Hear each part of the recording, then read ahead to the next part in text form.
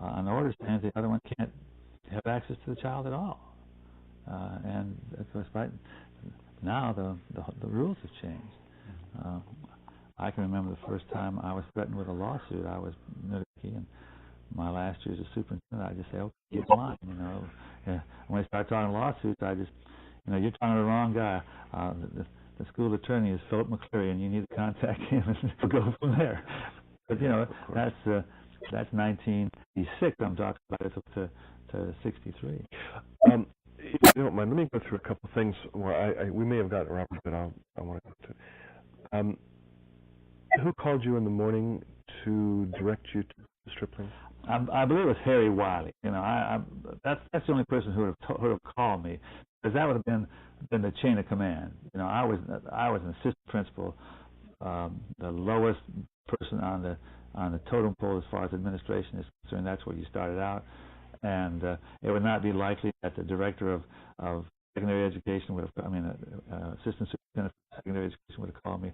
Superintendent surely wouldn't have called me, because you know that was not the way things were done, and the reason I'm called was that Harry lived across town, and I lived at 4225 Curzon, and it was let's see, two and a half blocks to Clover Lane, and then 6 blocks down Clover Lane to the school.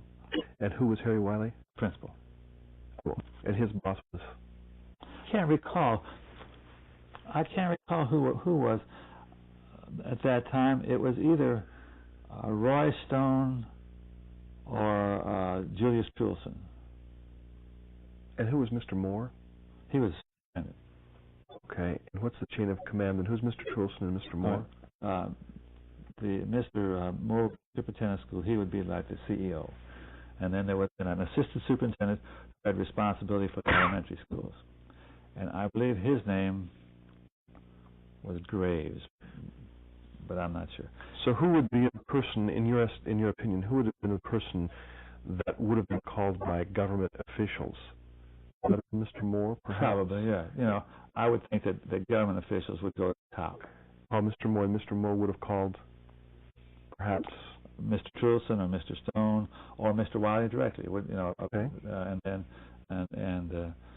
Mr. Wiley might not have, probably didn't know where the records were kept, and you did. Well, Mr. Wiley, that may have been his first year's principal at Stripling. I'm not sure.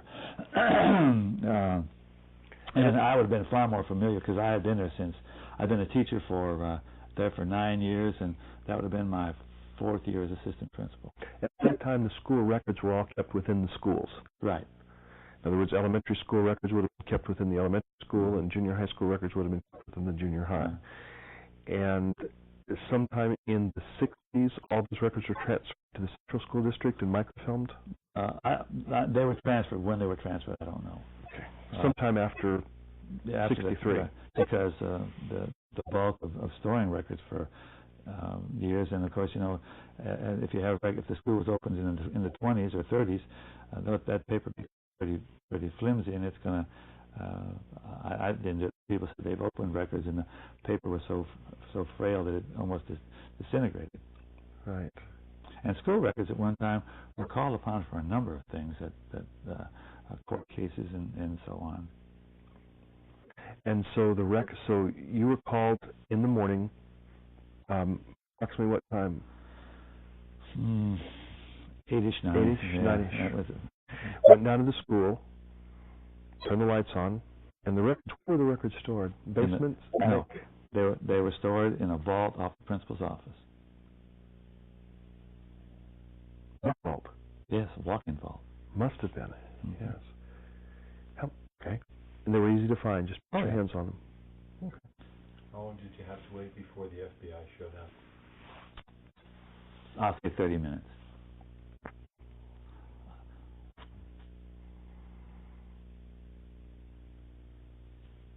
And they were just there for that? Did they look at the records while they were there? Or? To the best of my recollection, one of the gentlemen opened the envelope, looked in there, I guess to see that it said Lee Harvey Oswald. Now, I'm assuming that.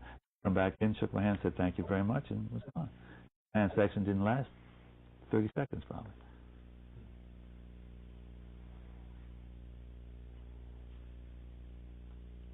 you. Thank you. That's all I can think about. That's great. Well,